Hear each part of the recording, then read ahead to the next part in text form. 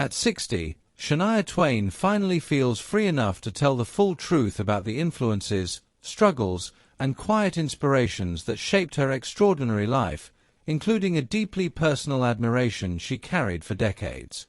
Born Eileen Regina Edwards on August 28, 1965, in Windsor, Ontario, and raised in the harsh, isolated landscape of Timmins, Shania emerged from profound poverty and instability to become one of the most influential and best-selling female artists in music history, a journey defined not just by talent, but by resilience, sacrifice, and an unbreakable inner resolve. As a child, she endured hunger, second-hand clothes, and emotional turmoil, learning early that survival required grit and imagination, and music became her refuge, her escape, and her hope.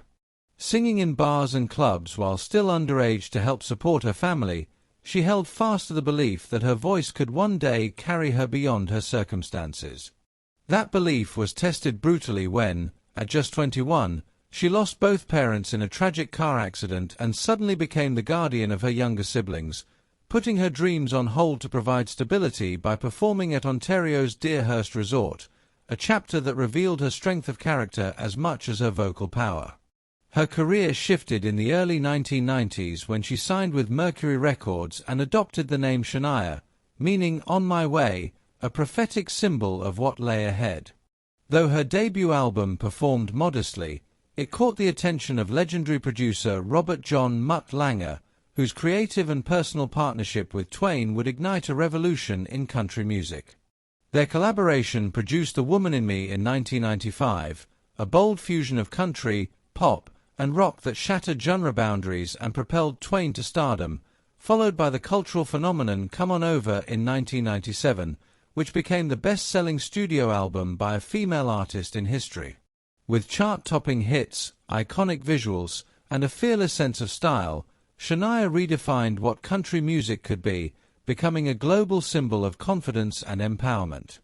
Yet even at the peak of her fame, life delivered devastating blows. Her marriage collapsed amid betrayal, and a diagnosis of Lyme disease and dysphonia nearly destroyed her voice and identity. Through years of therapy, emotional reckoning, and determination, she rebuilt herself, returning triumphantly with Now in 2017, a comeback that reflected survival more than success.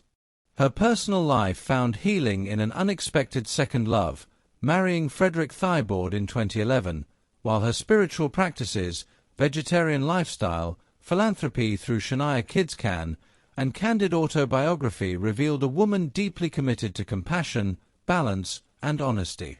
Now, with the clarity that comes from age and survival, Twain has finally spoken openly about a long-held truth: her childhood admiration for the late Ricky Nelson, whose smooth voice and quiet genre-blending brilliance lit something inside her long before fame was imaginable.